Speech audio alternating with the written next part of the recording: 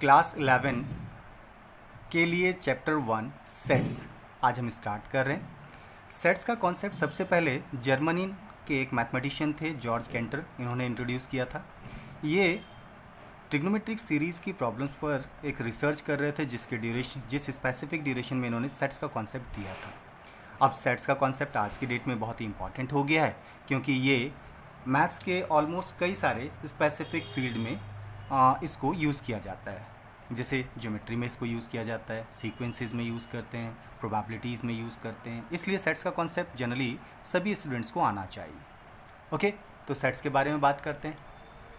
Sets को अगर हम बोलें तो सेट्स की एक स्पेसिफिक डेफिनेशन है।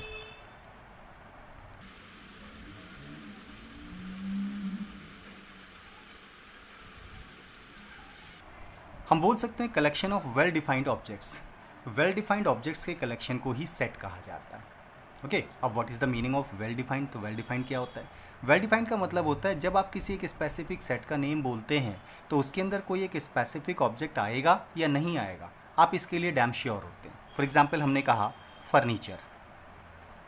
अगर हम फर्नीचर बोलते हैं जिसके अंदर बहुत सारे टाइप के फर्नीचर्स का कलेक्शन होता है, अगर बाय नेम किसी एक स्पेसिफिक ऑब्जेक्ट को बोला जाए तो आप बिल्कुल श्योर हैं कि फर्नीचर के उस ग्रुप में उसको इंक्लूड करेंगे या नहीं करेंगे। फॉर एग्जांपल हमने कहा टेबल, आपने कहा डेफिनेटली टेबल फर्नीचर होता है।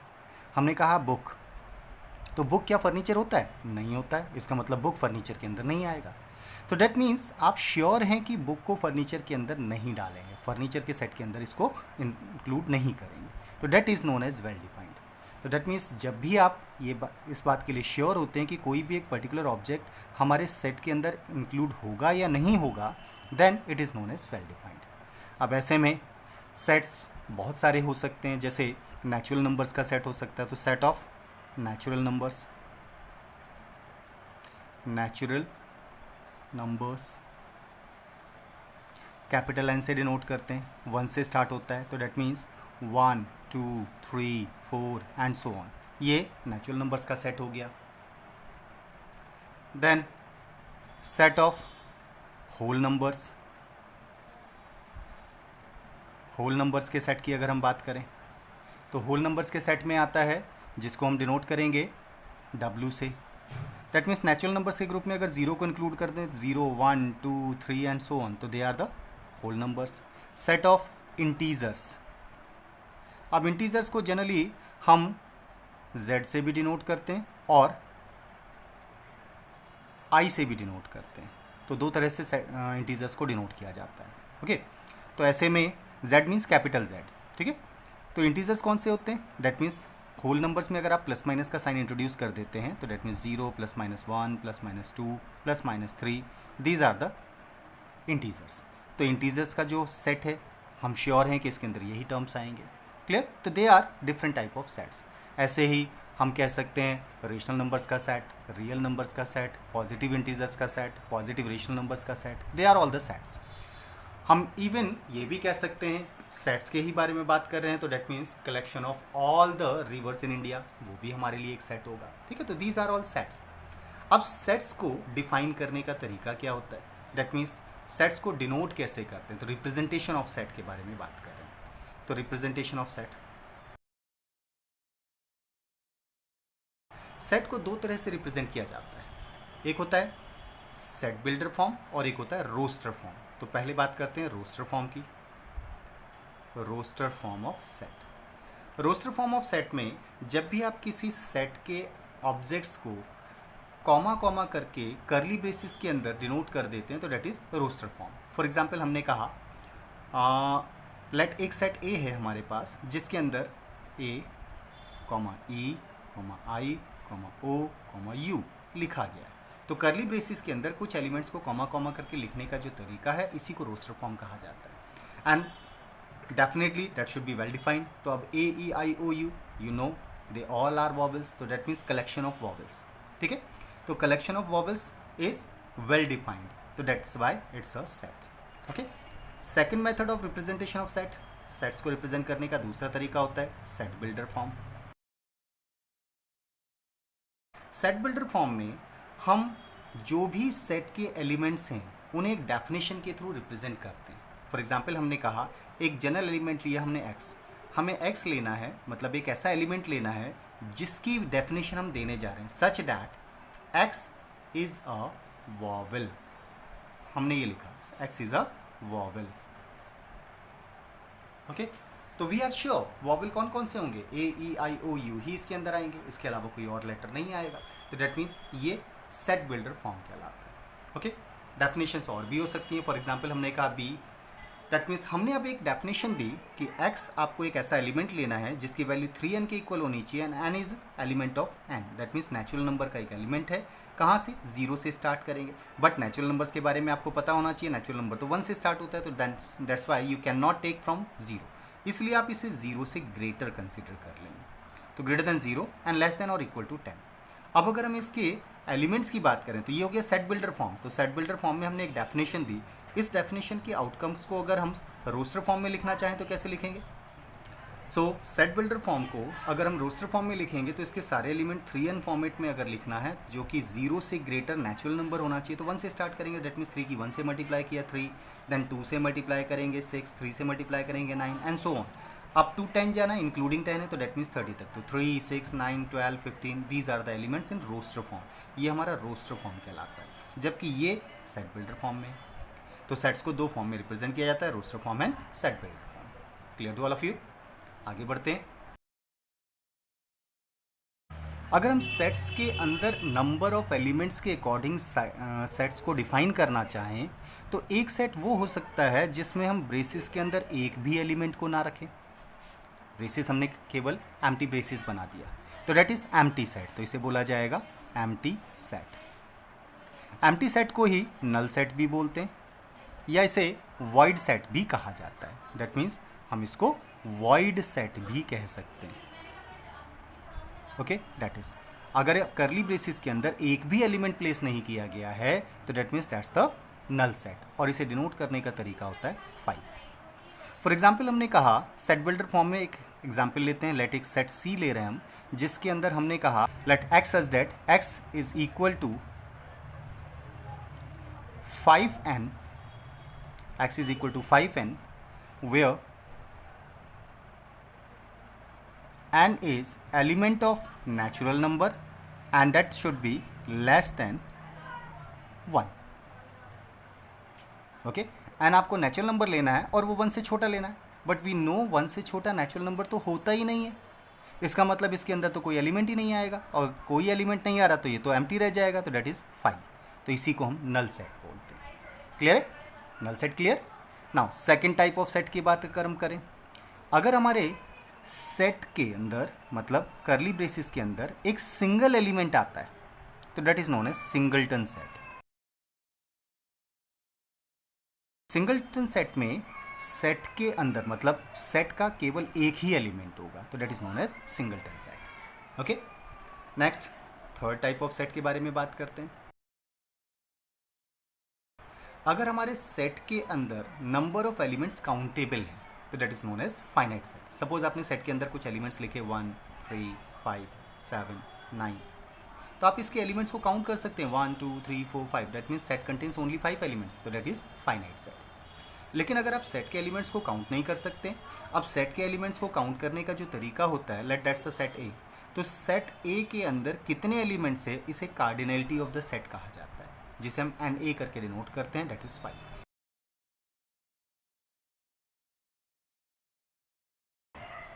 क्लियर है? तो कार्डिनल नंबर क्या होता है, सेट के अंदर कितने एलिमेंट्स है उसी को कार्डिनलिटी या कार्डिनल नंबर ऑफ सेट कहा जाता है। डिनोट कैसे करते हैं, जो भी सेट है उसके बाहर एन करके लिखा जाता है, तो n A that means number of elements in set A is equal to 5। Clear? Now finite set की ही जनरली कार्डिनलिटी हम बता पाते हैं। थर्ड टाइप ऑफ सेट हम कंसिडर कर सकते हैं, इनफाइनाइट सेट वो सेट होता है जिसके एलिमेंट्स को हम काउंट नहीं कर सकते। फॉर एग्जाम्पल हमने कहा 2, 4, 6, 8 dot dot dot dot dot, that means ये इवन नंबर्स का कलेक्शन है other than 0। 2, 4, 6, 8 dot dot dot, तो इसके एलिमेंट्स को काउंट नहीं किया जा सकता, तो that is known as infinite set. Okay, ऐसे ही बहुत सारे एग्जाम्पल्स हो सकते हैं इनफाइनाइट सेट के। सपोज आपने कहा set of triangles in a plane, तो ट्राइंगल्स कितने हो सकते हैं, इनफाइनाइट ट्राइंगल्स हो सकते हैं। Set of points on a circle, तो सर्किल के ऊपर इनफाइनाइट पॉइंट्स होते हैं, set of points on a line, तो लाइन के ऊपर इनफाइनाइट पॉइंट्स होते हैं, तो they are infinite sets. Okay, equal sets कब कंसिडर किए जाते हैं? व्हेन टू सेट्स, सपोज एक सेट ए है हमारे पास जिसमें 1, 3 एंड 5 लिखा है, एक सेट बी है हमारे पास जिसमें 5, 1, 3 लिखा है। अगर दो सेट्स के, सेट ए के अंदर अगर हम नंबर ऑफ एलिमेंट्स को देखें तो 3 एलिमेंट्स हैं, सेट बी के अगर हम नंबर ऑफ एलिमेंट्स को देखें that means cardinality of set B देखें तो वो भी 3 है, तो दोनों सेट की कार्डिनलिटी सेम है। इवन दोनों सेट के एलिमेंट्स भी आइडेंटिकल है, 1, 3 एंड 5, 1, 3 एंड 5। अब सेट की प्रॉपर्टी है कि सेट के एलिमेंट्स को एक तो रिपीट करके नहीं लिखा जाता है, एंड सेकेंड सेट के एलिमेंट्स का सीक्वेंस मैटर नहीं करता है। डेट मीन्स आप सीक्वेंस चेंज करके लिखिए, इससे फ़र्क नहीं पड़ता। तो डेट मीन्स इन दोनों सेट के अंदर नंबर ऑफ एलिमेंट्स भी आइडेंटिकल हैं और दोनों की कार्डिनलिटी भी सेम है। जब दो सेट्स के नंबर ऑफ एलिमेंट्स भी सेम हो, डेट मीन्स कार्डिनलिटी सेम हो और एलिमेंट्स भी आइडेंटिकल हो, then the sets are known as equal sets. तो ऐसे सेट्स को हम इक्वल सेट्स बोलते हैं।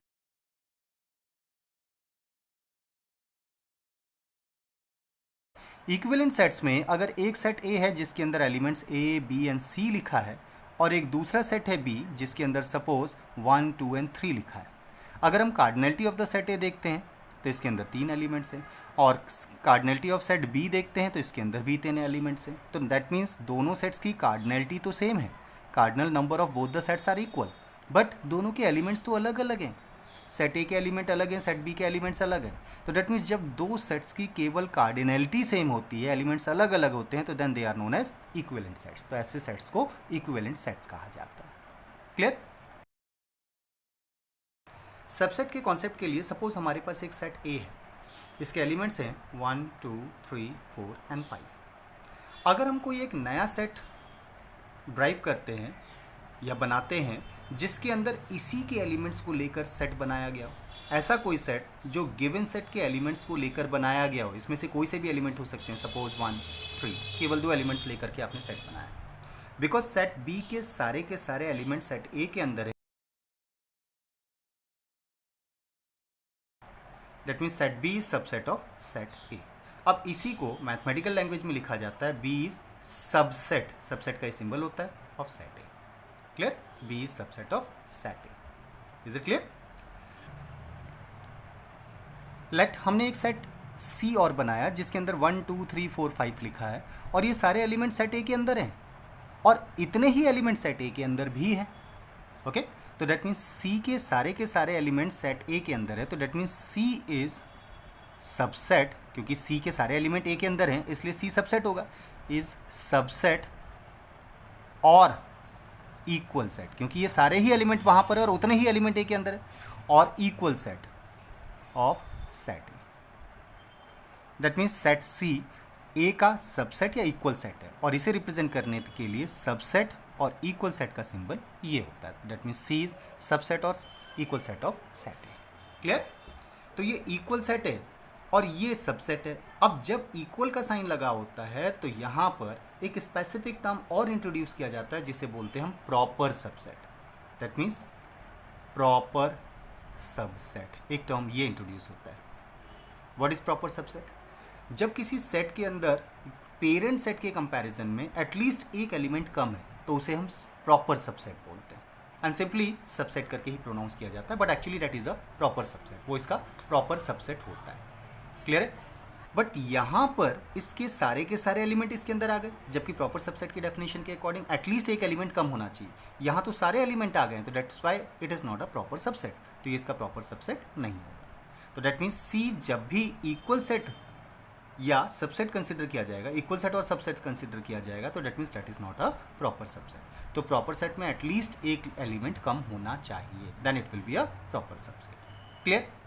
अब जब B प्रॉपर सबसेट या सबसेट है ऑफ सेट A, तब उस केस में A क्या है? तो हम एक टर्म और इंट्रोड्यूस करते हैं, that is super set. Super set आप ऐसा कंसिडर कर सकते हो कि जिस स्पेसिफिक सेट से बाकी के सेट्स को बनाया गया है वो सेट बाकी सेट्स का सुपर सेट होगा। तो that means A is super set, तो सुपर सेट में सबसेट के सिंबल को रिवर्स कर दिया जाता है, तो that is A is super set of set B। Clear? तो A is super set of set B। तो जो पेरेंट सेट है that is known as super set and दूसरा वाला जो सेट है, जो ड्राइव किया गया सेट है, जो पेरेंट सेट के एलिमेंट से बना हुआ सेट है, डेट इज सबसेट। तो ये सबसेट है और ये सुपर सेट है। जिसको पहले लिखेंगे उसके अकॉर्डिंग प्रोनाउंस करते हैं। अगर बी को पहले लिखते हैं तो B is a subset of A, और अगर ए को पहले लिखते हैं तो A is a super set of B, ऐसा प्रोनाउंस किया जाता है। Is it clear? लेट आपके पास एक सेट ए है जिसके अंदर एलिमेंट्स लिखे हुए हैं ए, बी एंड सी। इस सेट से कितने सबसेट्स आप बना सकते हैं? तो यहाँ छोटी छोटी 2-3 बातें आपको समझनी होंगी। पहले एक छोटी सी बात आप याद रखेंगे,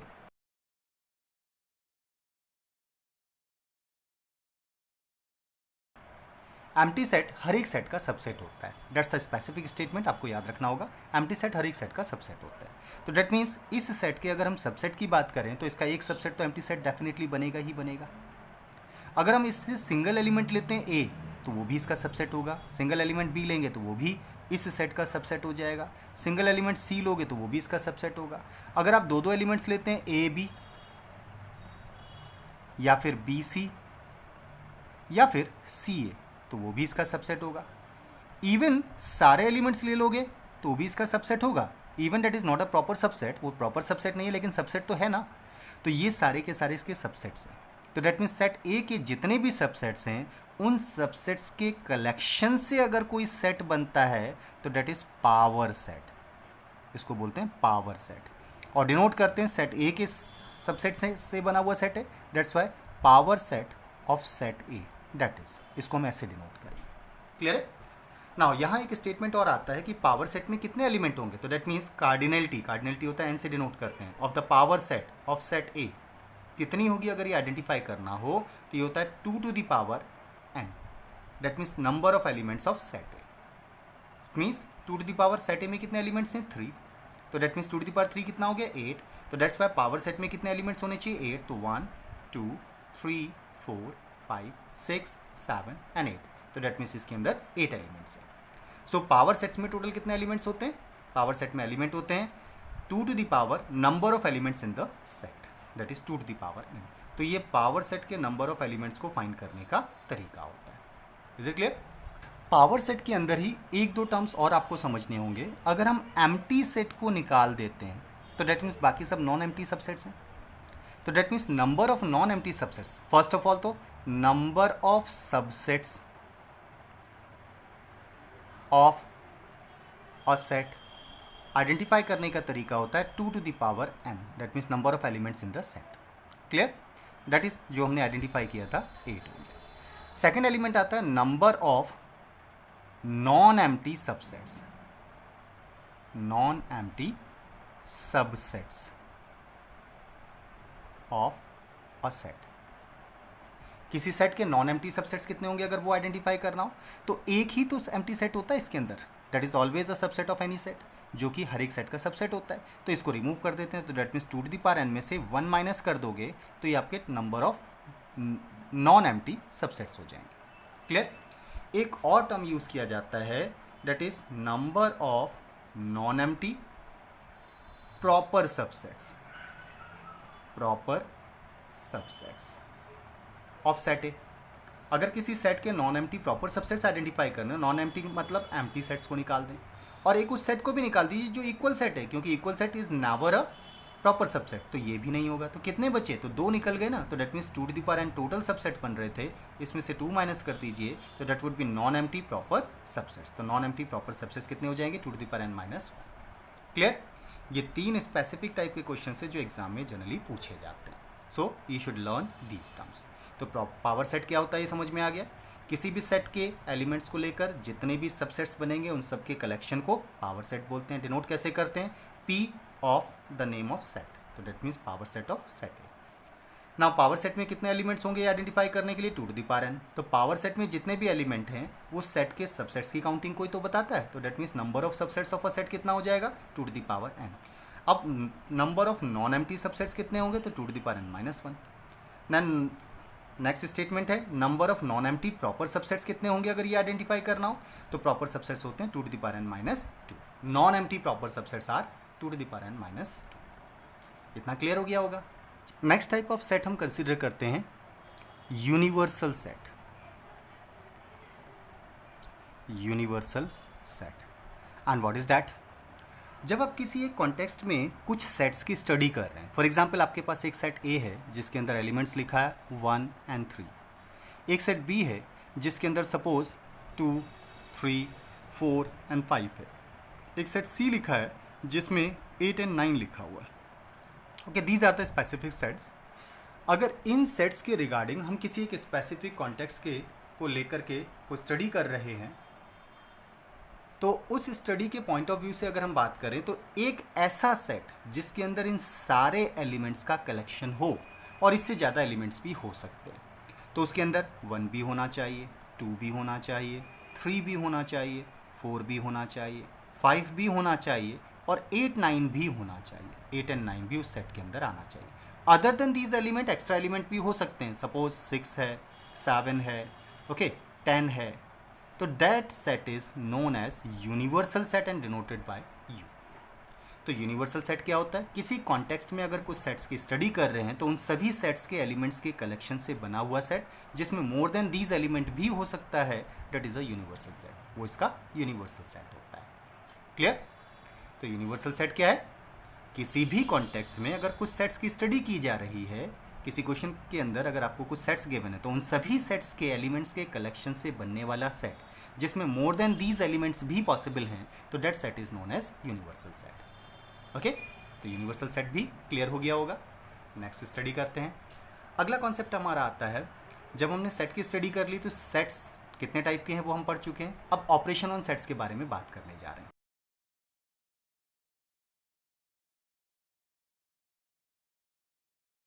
लेट आपके पास एक सेट ए है जिसके अंदर कुछ एलिमेंट्स हैं, सपोज 1, 2 and 3। एक दूसरा सेट है बी जिसके अंदर एलिमेंट्स हैं, सपोज 2, 4 and 6। ओके, हम दो सेट्स के बारे में बात कर रहे हैं। अब ऑपरेशन ऑन सेट्स में से पहला ऑपरेशन के बारे में हम बात कर रहे हैं, that is union. Union is a type of operation. Denote कैसे करते हैं? दो सेट्स के बीच में एक यू टाइप का सिंबल बनता है, that is A union B pronounce करते हैं। तो ए यूनियन बी क्या होता है? ए यूनियन बी होता है collection of all the elements of set A and B. तो ए और बी के एलिमेंट्स को मिलाकर जो सेट बनेगा, that is union set. Okay, तो यूनियन का मतलब 1, 2 and 3 का यूनियन फाइंड कर रहे हैं हम किससे? दूसरे सेट 2, 4 and 6 के साथ। तो जब हम यूनियन फाइंड करते हैं तो कॉमन एलिमेंट को एक ही बार लिखा जाता है। जैसे 1 यहाँ नहीं है तो 1 लिखा हमने, 2 इज़ अ कॉमन एलिमेंट तो कॉमन एलिमेंट को एक ही बार लिखेंगे, 3 इज़ नॉट अ कॉमन तो 3 को भी लिखा हमने, 4 कॉमन नहीं है तो 4 को लिखा एंड 6 को लिखा। ओके, सारे एलिमेंट्स का collection of the set A and B जिसमें कॉमन एलिमेंट को केवल एक ही बार लिखा जाता है, that is the union of two sets. इसे हम यूनियन बोलते हैं। अब मैथमेटिकल लैंग्वेज में अगर हम बोलें तो ए यूनियन बी को मैथमेटिकल लैंग्वेज में ऐसा कहा जा सकता है, मैथमेटिकल लैंग्वेज में यूनियन को रिप्रेजेंट करने का तरीका होता है, ए यूनियन बी के लिए हम एक ऐसा एलिमेंट ले रहे हैं जो कि सेट ए का एलिमेंट हो या फिर और that is an element of set B. Okay, ये जो सिंबल होता है बिलोंग्स टू या एलिमेंट ऑफ से डिनोट करते हैं। इसका मतलब अगर सेट ए के अंदर आपके पास कुछ एलिमेंट्स हैं 1, 3, तो that means 1 is an element of set A या 1 belongs to A. 3 is an element of B तो that means 3 belongs to B, हम ऐसा बोलेंगे। अगर हम 6 की बात करें तो 6 बी के अंदर नहीं है तो 6 does not belong to B, या 6 is not an element of B, ऐसा कहा जाता है। तो ये एलिमेंट सिंबल या फिर बिलोंग्स टू के सिंबल को डिनोट करता है। तो हम x एक ऐसा एलिमेंट लेंगे यूनियन के अंदर जो या तो a के अंदर होना चाहिए या b के अंदर होना चाहिए। ओके, या तो a के अंदर या b के अंदर, दोनों में से किसी के अंदर भी है तो वो यूनियन के अंदर आएगा। अगर दोनों में है तो भी आएगा वो, ठीक है, क्योंकि a का एलिमेंट है और b का एलिमेंट दोनों में से किसी भी एक में तो भी आएगा, और दोनों का है तो हम पहले ही काउंट कर चुके हैं एक को, तो डेट्स वाई वो आएगा। तो that means that is union की डेफिनेशन हो जाती है। क्लियर? अब इसी को अगर आप प्रॉपरली समझना चाहते हैं तो आप ऐसा कह सकते हैं कि if x is an element of a union b, अगर x a यूनियन b का एलिमेंट है तो इसका मतलब ये है कि x या तो a का एलिमेंट होगा, either x is an element of a और x is an element of b, आप ऐसा कह सकते हैं। Clear? And similarly if x is not an element of a union b, अगर x a यूनियन b का element नहीं है तो इसका मतलब है कि x या तो a का एलिमेंट नहीं है या फिर x b का एलिमेंट नहीं है। Either X is not an element of A और X is not an element of B, या तो एक्स का एलिमेंट नहीं है या फिर वो एक्स ए का एलिमेंट नहीं है या फिर एक्स बी का एलिमेंट नहीं है, तभी वो ए यूनियन बी का एलिमेंट नहीं बना। क्लियर है? तो ये डेफिनेशन होती है यूनियन की। अब बात करते हैं next type of operation on the sets.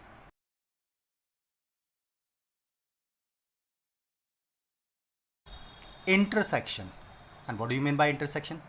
Intersection के लिए फिर से सपोज हमारे पास दो सेट्स हैं ए, लेट पहले वाले एग्जाम्पल को ही ले लेते हैं, 1 2 and 3 is the first set, and second set हम बी ले रहे हैं सपोज जिसके अंदर है 2 4 एंड 6। हमने पिछला वाला ही एग्जाम्पल उठा लिया, ए बी दो सेट्स हमने लिए।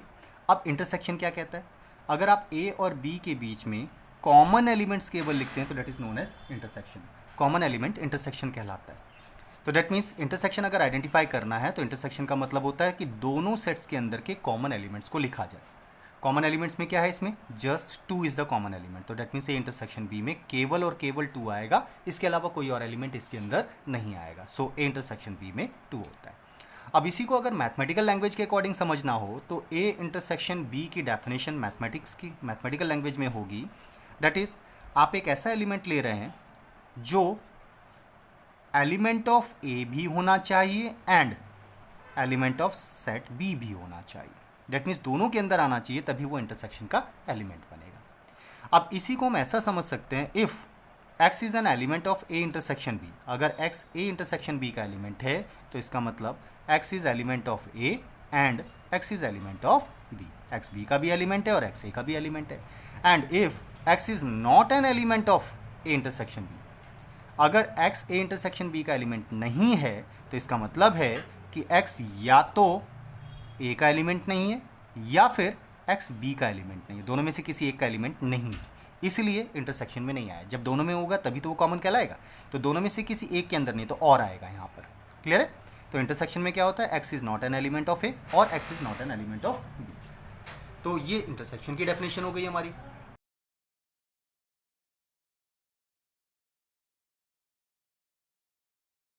लेट हमारे पास एक सेट ए है जिसके अंदर एलिमेंट है 1 2 एंड 3। दूसरा सेट हमारे पास बी है जिसके अंदर एलिमेंट है 6 7 8 9। अगर आप ए सेट और बी सेट के अंदर कॉमन एलिमेंट्स निकालें, जिसको हम इंटरसेक्शन अभी जस्ट हमने पढ़ा था इंटरसेक्शन, अगर इनके अंदर कॉमन एलिमेंट निकालें तो इनमें तो कॉमन एलिमेंट कुछ भी नहीं आ रहा है, क्योंकि सेट ए के अंदर 1 2 3 है और सेट बी के अंदर 6 7 8 9 है। तो ए इंटरसेक्शन बी में कुछ भी कॉमन नहीं आया तो that means that is 5। When two sets have no common element, जब दो सेट्स के अंदर कुछ भी कॉमन एलिमेंट नहीं आता है, डेट मीन्स दोनों सेट्स का इंटरसेक्शन 5 होता है, then the sets are known as disjoint sets.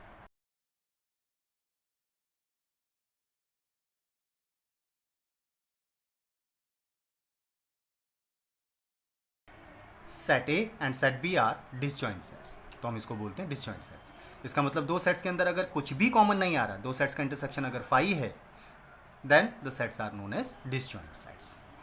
Clear? अगला ऑपरेशन ऑन द सेट्स आता है difference of sets. Difference of sets, sets के डिफरेंस के बारे में हम बात कर रहे हैं। ओके, लेट दो सेट्स के बारे में अगर हम बात करें, लेट एक सेट हमारे पास है जिसमें एलिमेंट्स हैं सपोज 1 2 3 एंड 4। एक सेट बी है जिसके अंदर सपोज एलिमेंट्स हैं 2 4 6 8 एंड 10। ये दो सेट्स हैं हमारे पास। ओके, डिफरेंस ऑफ सेट्स में मैटर करता है कि आप किस सेट में से किस सेट को माइनस करें। डिफरेंस मीन्स माइनस है। तो लेट अगर आप ए में से बी को माइनस करते हैं, सेट ए में से सेट बी को माइनस करते हैं, तो सेट ए में एलिमेंट थे 1 2 3 एंड 4 माइनस सेट बी के एलिमेंट्स हैं हमारे पास 2 4 6 8 एंड 10। ओके, इन दोनों सेट्स के first of all common elements को रिमूव करो दोनों में से, तो that means 2 is a common element and 4 is the common element. Common elements को रिमूव करने के बाद फर्स्ट सेट के जो रिमेनिंग एलिमेंट्स है उन्हीं के कलेक्शन को डिफरेंस ऑफ द सेट्स कहा जाता है। That means A minus B की वैल्यू होगी 1 3। But if you are going to find out B minus A, अगर आप बी माइनस ए आइडेंटिफाई करें तो सेट बी को पहले लिखेंगे, दैट मीन्स 2 4 6 8 एंड 10 लिखेंगे। ओके, इसमें से माइनस करेंगे सेट ए को, तो सेट ए के एलिमेंट 1 2 3 4 हैं। अगेन कॉमन एलिमेंट्स को रिमूव करो तो कॉमन एलिमेंट में 2 एंड 4।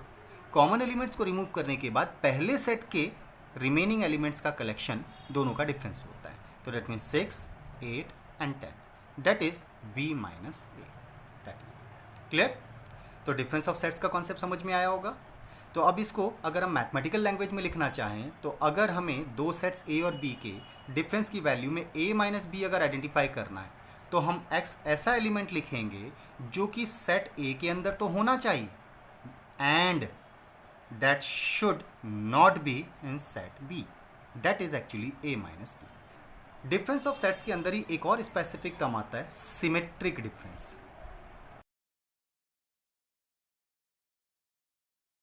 तो सिमेट्रिक डिफरेंस में डिनोट करने का तरीका होता है दो सेट्स ए और बी का symmetric difference, that means A delta B, हम ऐसे डिनोट करते हैं। या आप इसी को बी डेल्टा ए लिखिए, इट डजेंट मैटर, इससे कोई फर्क नहीं पड़ता। ये क्या होता है? ये होता है ए और बी का डिफरेंस निकालो, ठीक है, फिर बी और ए का डिफरेंस निकालो और इन दोनों का यूनियन कर दो। ए और बी का डिफरेंस निकालकर उसमें से बी और ए का डिफरेंस निकालकर यूनियन कर देंगे तो that is A delta B, ये हमारा सिमेट्रिक डिफरेंस कहलाता है। Clear? Actually A minus B को लिखने का तरीका ए यूनियन बी नहीं होगा, ए में से माइनस करना होगा, सॉरी स्टूडेंट्स, दैट इज ए में से दोनों के कॉमन एलिमेंट्स को माइनस करने के बाद ए में क्या बच गया, that is A minus B. Clear? जबकि सिमेट्रिक डिफरेंस में होता है ए माइनस बी और बी माइनस ए, दोनों के एलिमेंट्स का यूनियन, तो ये हमारा सिमेट्रिक डिफरेंस हो जाएगा। या इसी को लिख सकते हैं, पहले आप यूनियन आइडेंटिफाई कीजिए और इसमें से इंटरसेक्शन को माइनस कर दीजिए। इसे वेन डायग्राम के थ्रू बहुत इजीली समझा जा सकता है। लेट एक सेट ए हमारे पास है जिसके एलिमेंट्स जो अभी हमने लिए थे मैं उन्हीं को ले रहा हूँ, 1 2 3 एंड 4। दूसरा सेट हमने लिया था बी जिसके एलिमेंट्स थे हमारे पास 2 4 6 8 एंड 10। ओके, इन दोनों एलिमेंट्स के थ्रू अगर हम वेन डायग्राम का कॉन्सेप्ट बनाना चाहें तो वेन डायग्राम में हमें सबसे पहले दोनों का कॉमन पार्ट चाहिए होता है, that means A intersection B. इसमें क्या है, तो ए इंटरसेक्शन बी में तो 2 and 4 आ रहा है। अब वेन डायग्राम का कॉन्सेप्ट ये कहता है कि दोनों सेट्स को दो डिफरेंट सर्किल के थ्रू डिनोट करो, दैट इज ये हो गया हमारा सेट ए और ये हो गया सपोज हमारा सेट बी, ठीक है, set A and set B. तो सेट ए के और सेट बी के कॉमन एलिमेंट्स को इस मिडिल पोर्शन में रखा जाता है 2 and 4। अब इनको छोड़कर सेट ए में जो बच गया है उसे यहाँ प्लेस कर दीजिए और इन्हें छोड़कर सेट बी में जो बच गया है उसे यहाँ प्लेस कर देते हैं, दैट इज ओके। हमारी वेन डायग्राम के अकॉर्डिंग अगर आप इसे एक यूनिवर्सल सेट कंसिडर करते हैं बॉक्स को, दैट इज यूनिवर्सल सेट, तो अब ए माइनस बी की अगर हम बात करें तो what is A minus B, तो ए माइनस बी क्या होगा, लेट यहाँ लिखते हैं ए माइनस बी व्हाट इज, तो ए माइनस बी होगा ए में से कॉमन एलिमेंट्स को रिमूव कर दें, तो यही तो हमने लिखा था, ए में से कॉमन एलिमेंट्स को रिमूव करते हैं तो ए माइनस बी हो जाएगा। तो डेट इज 2 4 को ए में से निकालने के बाद 1 3, डेट इज 1 3, ये हो गया डिफरेंस ऑफ द सेट। ऐसे ही अगर आप बी माइनस ए को आइडेंटिफाई करते हैं तो क्या करेंगे, बी में से कॉमन एलिमेंट को निकाल दीजिए, निकालने के बाद क्या बचेगा 6 8 एंड 10, तो डेट मीन्स 6 8 एंड 10 का जो कलेक्शन है वो बी माइनस ए हो जाएगा। अब सिमेट्रिक डिफरेंस की अगर हम बात करें, अगर हमें ए डेल्टा बी की वैल्यू को आइडेंटिफाई करना हो तो ए डेल्टा बी कितना होगा आइडेंटिफाई करते हैं, तो ए डेल्टा बी में आप पहले यूनियन आइडेंटिफाई कीजिए, ओके, और यूनियन में से हमने यहाँ लिखा है यूनियन फाइंड करके अगर हम इंटरसेक्शन को रिमूव करते हैं तो यूनियन के अंदर क्या आएगा, सारे एलिमेंट्स का collection, that means 1 2 3 4 6 8 and 10, that is actually union. ये हो गया ए यूनियन बी। इसमें से माइनस करेंगे कॉमन एलिमेंट्स, तो कॉमन एलिमेंट्स 2 and 4, तो कॉमन एलिमेंट्स को तो इंटरसेक्शन कहते हैं, ए intersection B.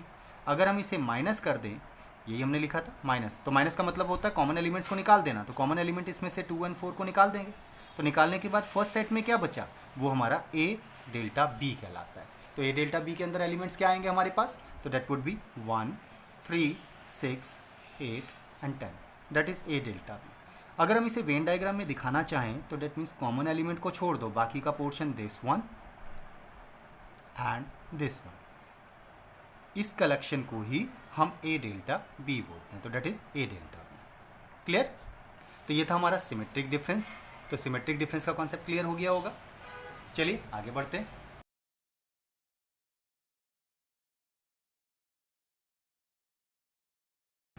Sir let suppose आपके पास एक सेट है ए जिसके अंदर एलिमेंट्स लिखे हैं 1 3 4 एंड 5। अब अगर किसी भी सेट का कॉम्प्लीमेंट आइडेंटिफाई करना है तो कॉम्प्लीमेंट को डिनोट करने का तरीका होता है ए डैश करके डिनोट करते हैं, या फिर हम इसके ऊपर ए सी लिख लेते हैं, that is also complement. Okay, तो डैश करके या सी करके डिनोट करने का जो तरीका है इसे हम कॉम्प्लीमेंट बोलते हैं।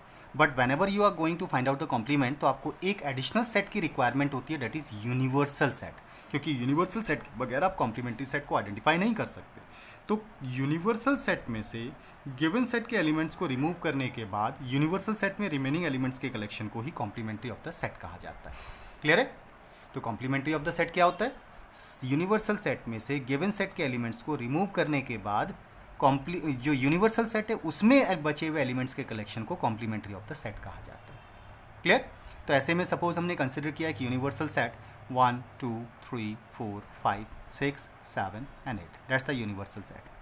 तो यूनिवर्सल सेट में से कॉमन एलिमेंट 1 3 5 एंड 4, इनको रिमूव करने के बाद क्या क्या बचेगा? उसमें 2 बचेगा, 6 बचेगा, 7 बचेगा और 8 बचेगा। तो ये complementary of the set A. Remember, set A and its complementary ये हमेशा डिसजॉइंट सेट्स होते हैं, आर ऑलवेज डिसजॉइंट सेट्स, क्योंकि इनके अंदर कुछ भी कॉमन नहीं आ सकता। डिसजॉइंट, ये हमेशा ही कैसे होंगे? डिसजॉइंट सेट्स होते हैं। Is it clear? तो सेट और उसका complementary set are always disjoint sets. Next, किसी भी सेट का कॉम्प्लीमेंट्री सेट आइडेंटिफाई करो और उसका फिर से कॉम्प्लीमेंट्री आइडेंटिफाई कर दोगे तो सेट इटसेल्फ हो जाता है। Clear? That's some of the rules जो आपको याद रखने होंगे। तो किसी भी सेट के कॉम्प्लीमेंट्री का कॉम्प्लीमेंट्री क्या होता है? सेट इटसेल्फ होता है। अगर आप फाई सेट का कॉम्प्लीमेंट्री आइडेंटिफाई करते हैं, फाई का कॉम्प्लीमेंट्री, तो फाई का कॉम्प्लीमेंट्री क्या हो जाएगा? यूनिवर्सल सेट हो जाएगा। और यूनिवर्सल सेट का कॉम्प्लीमेंट्री क्या हो जाएगा? फाई हो जाएगा। जब आप यूनिवर्सल सेट में से यूनिवर्सल सेट को ही माइनस करेंगे तो कुछ नहीं बचेगा, that is phi, empty set हो जाएगा हमारा। ओके, अब यहाँ कुछ स्पेसिफिक रूल्स आते हैं जो आपको याद होने चाहिए।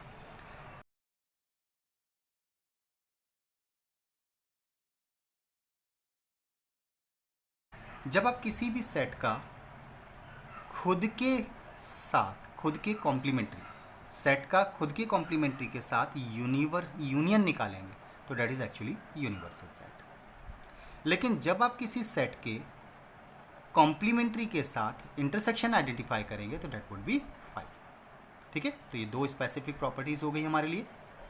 सेट का खुद के कॉम्प्लीमेंट्री के साथ यूनियन यूनिवर्सल सेट होता है, सेट का खुद के कॉम्प्लीमेंट्री के साथ इंटरसेक्शन फाई होता है। ठीक है? अब बहुत इंपॉर्टेंट रूल आने वाला है, that is De Morgan law. De Morgan law ये कहता है कि अगर आप दो सेट्स के यूनियन का कॉम्प्लीमेंट्री आइडेंटिफाई करना चाहते हैं या दो सेट्स के इंटरसेक्शन का कॉम्प्लीमेंट्री आइडेंटिफाई करना चाहते हैं, तो फिर आप दोनों सेट्स के सेपरेट कॉम्प्लीमेंट्री आइडेंटिफाई कीजिए। दोनों कंडीशंस में दोनों सेट्स के सेपरेट कॉम्प्लीमेंट्री आइडेंटिफाई कीजिए। अगर आप यूनियन का कॉम्प्लीमेंट्री आइडेंटिफाई कर रहे हैं तो दोनों सेट्स के सेपरेट कॉम्प्लीमेंट्री का इंटरसेक्शन फाइंड कर दीजिए, इसके इक्वल होगा। या दो सेट्स के इंटरसेक्शन का कॉम्प्लीमेंट्री आइडेंटिफाई करना चाहते हैं तो दोनों के कॉम्प्लीमेंट्रीज का यूनियन फाइंड कर दीजिए, ये इसका इंटरसेक्शन का कॉम्प्लीमेंट्री हो जाएगा। क्लियर है? तो these are the two properties जिन्हें हम डिमॉर्गन लॉ कहते हैं और ये क्वेश्चंस में यूज किए जाते हैं। क्लियर है? चलिए कुछ सेट्स के अकॉर्डिंग, कुछ सेट्स को लेकर के जो स्पेसिफिक टाइप ऑफ कैलकुलेशंस की लॉज हैं उनके बारे में अब स्टडी करते हैं, and they are the important laws. इनमें से लेट हमारे पास कुछ सेट्स हैं, सपोज चलिए 3 सेट्स ले लेते हैं। Let A B and C are the sets. हमारे पास ये 3 सेट्स हैं। इसमें से अगर आप सेट ए का ए के साथ ही यूनियन निकालते हैं तो सेट इटसेल्फ आएगा, या सेट ए का खुद के साथ ही इंटरसेक्शन आइडेंटिफाई करते हैं तो भी रिजल्ट सेट इटसेल्फ ही होगा। एंड इन दोनों टाइप के कैलकुलेशन के आउटकम्स का जो लॉ कहलाता है that is known as what is? Set का खुद के साथ यूनियन सेट इटसेल्फ होता है, सेट का खुद के साथ इंटरसेक्शन सेट इटसेल्फ आएगा। भाई खुद के साथ कॉमन निकालोगे तो सेट इटसेल्फ ही आ जाएगा, खुद के साथ मिलाओगे तो भी तो सेट इटसेल्फ ही होगा, मिलाना मतलब यूनियन होता है। ठीक है? That rule is known as idempotent law. तो ये हमारा पहला लॉ है, आइडेम्पोटेंट लॉ। क्लियर? लेकिन अगर आप किसी सेट का किसी दूसरे सेट के साथ कैलकुलेशन करते हैं और रिजल्ट इटसेल्फ आता है तो ऐसा लॉ हमारा कहलाता है जब हम सेट का किसी दूसरे सेट के साथ कैलकुलेशन का रिजल्ट सेट इटसेल्फ पाते हैं तो दैट इज आइडेंटिटी लॉ।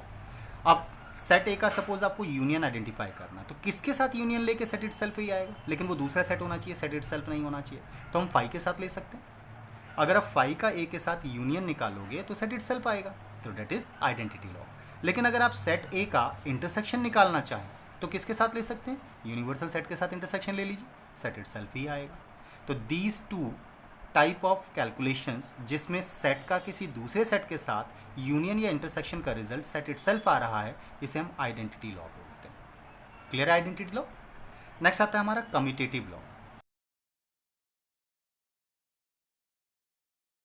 अगर हम दो सेट्स ए और बी के बारे में बात कर लेते हैं, सपोज ए और बी के यूनियन को निकालते हैं। किसी ने ए का बी के साथ यूनियन निकाला और किसी दूसरे स्टूडेंट ने बी का ए के साथ यूनियन निकाला, तो रिजल्ट तो सेम ही आएगा ना। इसका मतलब दो सेट्स के सीक्वेंस को चेंज करने से यूनियन के आउटकम पर कोई फर्क नहीं पड़ रहा, तो दैट मीन्स यूनियन के लिए सेट कम्यूटेटिव होते हैं।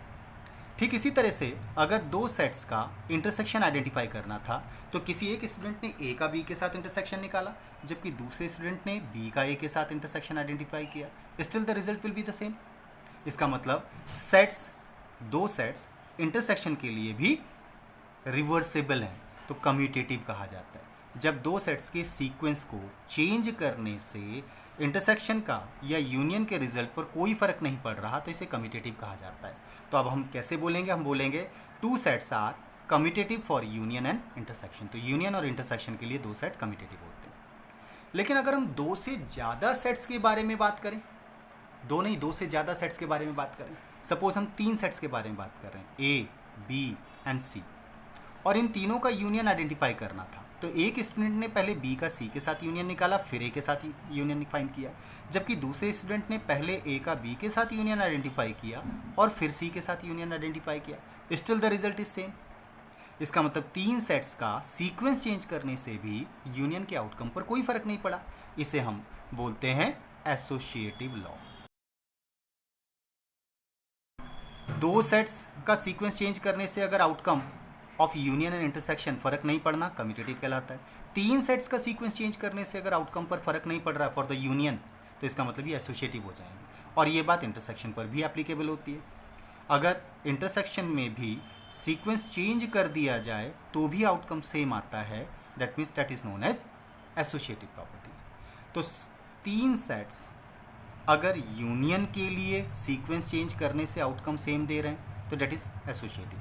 3 सेट्स इंटरसेक्शन के लिए सीक्वेंस को चेंज करने से अगर आउटकम सेम दे रहे हैं तो दैट इज एसोसिएटिव। तो that means sets are associative for union and intersection. Clear.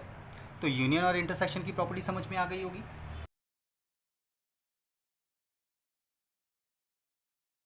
Next law is distributive law. जब हम 3 सेट्स के बारे में बात करते हैं और तीनों सेट्स के बीच में सेम टाइप ऑफ कैलकुलेशन नहीं होनी चाहिए, दैट मीन्स तीनों के बीच में यूनियन या तीनों के बीच में इंटरसेक्शन नहीं होना चाहिए। एक जगह यूनियन और एक जगह अगर इंटरसेक्शन है तो फिर डिस्ट्रीब्यूटिव लॉ एप्लीकेबल हो जाता है। And what is the distributive law? आपने डिस्ट्रीब्यूटिव लॉ के बारे में छोटी क्लासेस में पढ़ा है। सपोज आपसे कहा गया ए मल्टीप्लाइड बाय बी प्लस सी, तो आप क्या करते हैं, ए का बी से मल्टीप्लाई करेंगे, फिर प्लस ए का सी से मल्टीप्लाई करेंगे, दैट इज़ एक्चुअली डिस्ट्रीब्यूटिव। तो यही प्रॉपर्टी हम यहाँ भी यूज़ करने वाले हैं। तो ए का बी के साथ यूनियन आइडेंटिफाई करेंगे, जो बाहर है पहले वो कैलकुलेशन करेंगे ना, तो ए यूनियन बी, क्लियर। फिर ए का यूनियन करेंगे सी के साथ, बीच वाला साइन जो यहाँ बीच में था, ब्रेसिस के बीच में जो साइन था वो बीच में लगता है, तो दैट मीन्स इंटरसेक्शन, फिर A union C, A union C, that is distributive law. Clear. इसी को हम ऐसा भी समझ सकते हैं, दूसरे केस में let A intersection B union C identify करना था, तो एक जगह इंटरसेक्शन एक जगह यूनियन, तो इसका मतलब डिस्ट्रीब्यूटिव लॉ एप्लीकेबल होगा। तो ए इंटरसेक्शन बी करेंगे, ए इंटरसेक्शन बी, फिर बीच में यूनियन, फिर ए इंटरसेक्शन सी करेंगे, दैट इज डिस्ट्रीब्यूटिव लॉ। इसे हम डिस्ट्रीब्यूटिव लॉ। क्लियर। तो ये थी हमारी सेट्स की प्रॉपर्टीज़ जिनके बेसिस पर हमें आगे क्वेश्चंस को सॉल्व करना होता है। ओके। अब सेट्स के अंदर ही कुछ और स्पेसिफिक प्रॉपर्टीज़ भी आएंगी जो वेन डायग्राम प्रॉपर्टीज़ कहलाती है, जिनको हम नेक्स्ट क्लास में कंटिन्यू करेंगे। आज के लिए हम क्लास को यहीं पर वाइंड अप कर रहे हैं, तो thank you for today. Next class में हम और प्रॉपर्टीज़ के साथ आगे क्लास को कंटिन्यू करेंगे, फिर हम इसके एक्सरसाइजेस को एक एक करके लेंगे जिससे आपका चैप्टर कंप्लीट हो जाए। तो आज से हमने अपने चैप्टर को स्टार्ट किया है फॉर क्लास 11। हम पूरी बुक को exercise wise exercise with all the examples complete करने वाले हैं। सो हमारे साथ कंटिन्यूसली बने रहिए। Thank you and thank you for today for watching. तो हमारे चैनल को सब्सक्राइब एंड लाइक करना ना भूलें, और अगर आपको अच्छा लगा हो तो दूसरों को रेफ़र भी कीजिएगा। Thank you.